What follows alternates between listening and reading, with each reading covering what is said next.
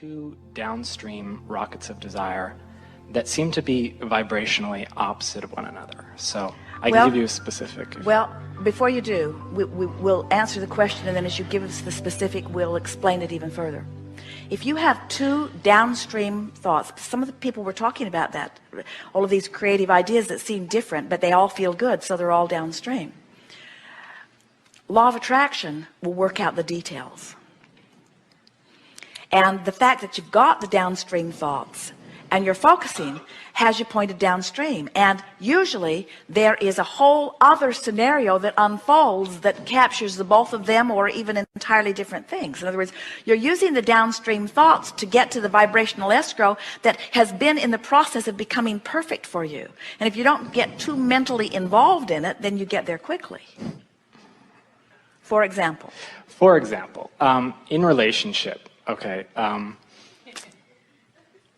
there's part of me, I would say 50%, who is still looking for that ideal mate, and there's another 50% that really enjoys my aloneness and really enjoys living life as a single gay male and just enjoying who I am and living alone and doing all that.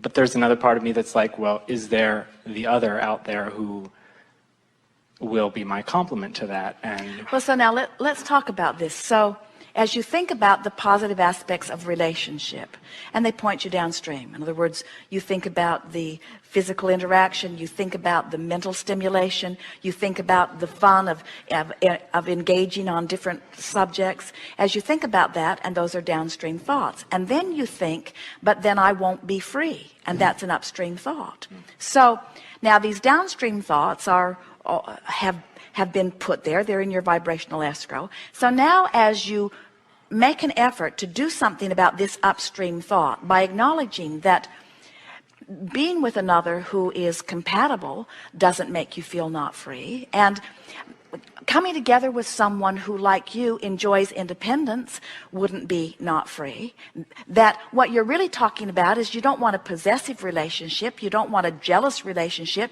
you don't want a relationship that sucks the life out of you, but there are relationships that, in other words, if you find someone who is wanting the level of relationship and freedom and expansion and joy that you do, then those are all downstream thoughts, you see. And so by being aware of the way you feel, you sift through the thoughts that you are thinking with an ear to the ground about how they feel, and you try to find thoughts that give you relief. Sometimes a thought such as, well, I don't have to make the decision right now, or the relationship that I'm looking for won't feel like that, or I'm certain that there are people out there that feel like I do, or when it's really right, I'll know it, or I can make the decision as I go along, or I may find someone and it may be the most wonderful beginning, and as it evolves I may realize that it's not the forever relationship that I'm looking for, but so what?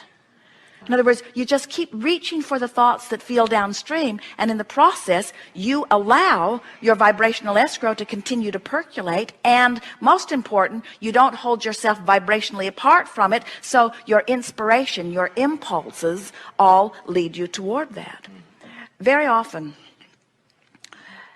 it's a really common scenario for a relationship to feel like security to someone and like trampling freedom to the other.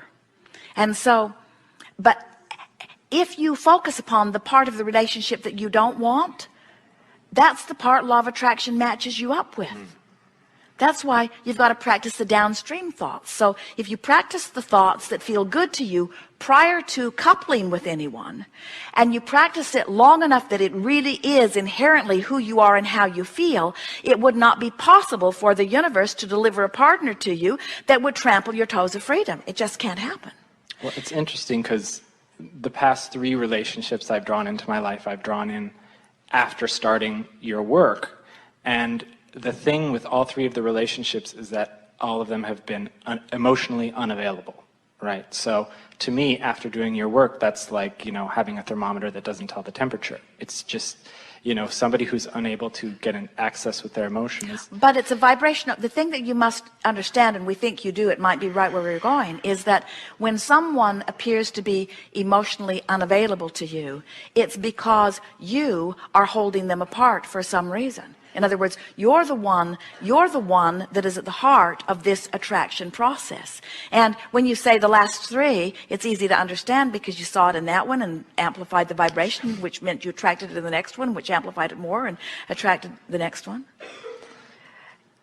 We would like to find some way of getting it through your head and everyone else's, that through all of the experiences you've been having, you have incrementally and with terrific detail let the universe know exactly what you're looking for. And every time you feel negative emotion, you are defying your own desire.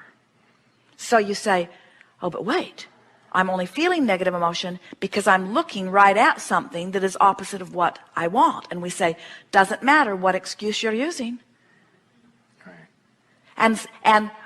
And further, we notice with most of you, the majority of your contradictory thought is not as a result of looking right at someone performing some behavior. It's what you're mulling over in your mind afterward, you see. So you want to begin to just train yourself into the expectation that the universe knows even better than you could articulate exactly what you're looking for. And when you are deliberately reaching for good feeling thoughts, did you like that picture that throughout all that you've lived and even before, you've been creating this vibrational escrow that is a vivid reality that is vibrationally based? Now, sometimes our physical friends don't want to hear that because you're so used to your translation of vibration that the reality is something that you want to talk about in a different way than the vibrational reality. But we want you to understand that this planet that's spinning in its orbit was one time not something anyone could see. It was a thought vibration. Everything is thought vibration before it takes form, long before the manifestation comes about. Well, now that you're here in this physical realm, your brink of manifestation is very much quicker. In other words, the gap between your desire, your inception or creation of a desire and your ability to realize it is a very short period of time. It does not take a long time for you to get into the state of no longer contradicting your desire before it can appear in your experience. But most of you are so habitual in your thoughts that you keep thinking the same resistant thoughts that you've practiced all along. And so even though source is calling you toward what you want, you're not letting yourself go there, or you're not letting yourself see it, even though oftentimes it's right under your nose.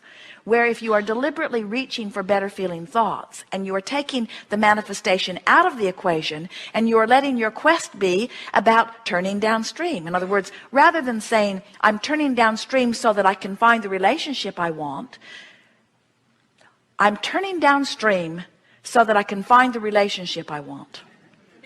That's what happens. I'll apply this process so that I can get something that I don't have. Where if you're turning downstream because it's fun, if you're turning downstream because you like relief, if you're turning downstream because you like hope better than doubt, if you're turning downstream because you like laughing more than crying, if you're turning downstream because it's natural to, you're turning downstream not for the ulterior motive that you'll get the goods if you turn downstream. You're turning downstream because downstream is what is natural. Then what happens is you turn downstream because downstream is who you are. And as you turn downstream because downstream is who you are, then you meet up with everything that you've been asking for. Very good. Yes, indeed.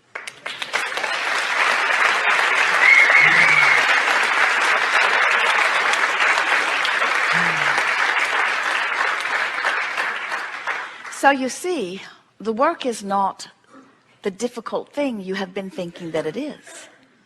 It isn't about figuring it out all at once. And it isn't about solving the problems of the world or even about solving your own problems. It's about recognizing that the solutions are already there. It's about recognizing that the answers to your questions are already there. It's about recognizing that your fortunes have already amassed and your lovers are already queued up for you. It's about recognizing that vibration has preceded you, because when you ask, it is given. And now your work is to allow what has been given in. You cannot get it wrong. You've heard us say that a few times here. And something that we've been feeling from you, it's really an interesting thing. So many of you come to this paradise in the quest to relax and lay back, and then you become the most intense people on the planet.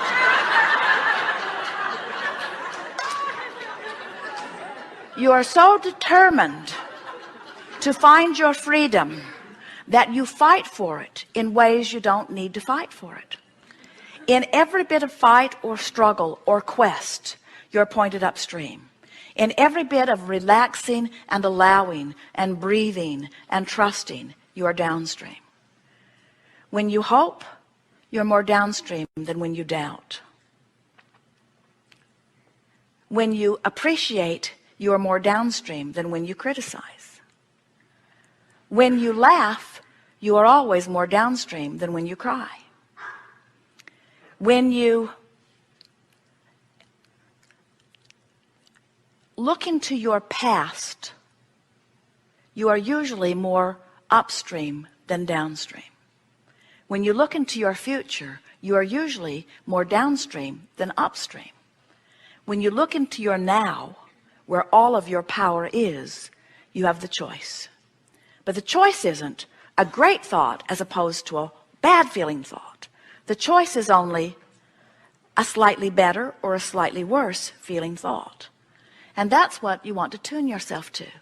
You want to tune yourself to, is this an improved thought or not?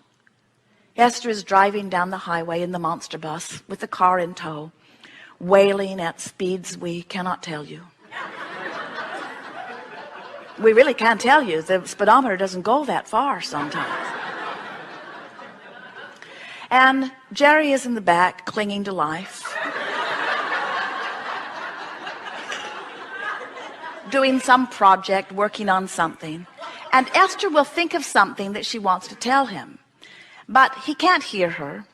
She was honking the horn, but it was scaring drivers off into the bushes. So she found a button that she can push, that when she pushes it, it turns all the lights on. And when she pushes it again, it turns all the lights off.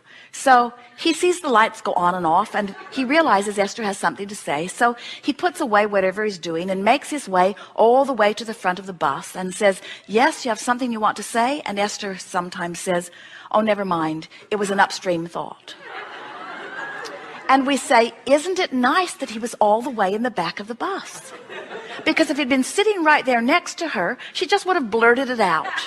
And then he would have either agreed, which would have made it more upstream, or disagreed, which would have made it more upstream for Esther. In other words, when you've got an upstream thought and you start talking about it, it always becomes more upstream. But the fact that it took him a while to get there gave her an opportunity to realize that it was upstream and to begin making another decision. And that's what we wish for you.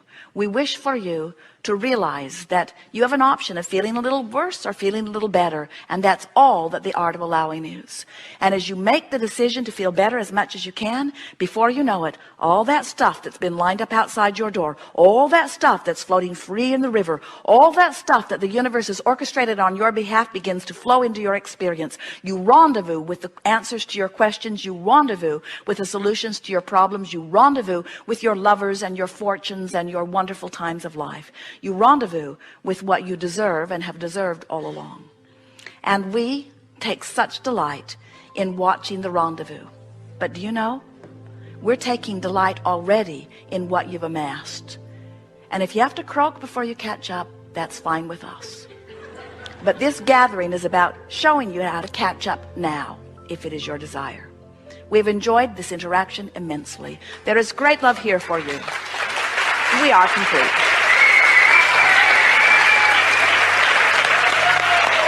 Yes. Yes. Yes. Fabulous. Yes. Yes. Music, maestro. Enjoyed being with you guys. It's been great.